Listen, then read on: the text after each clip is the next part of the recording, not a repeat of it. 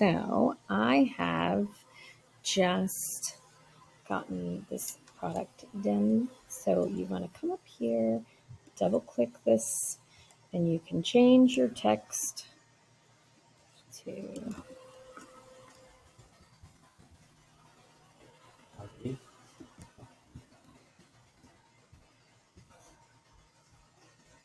when you're done with it. You can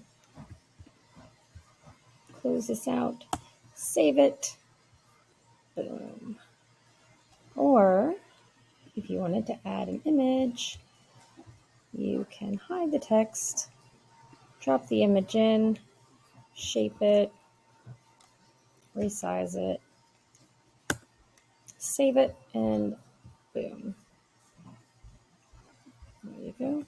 Now you can change the color of your product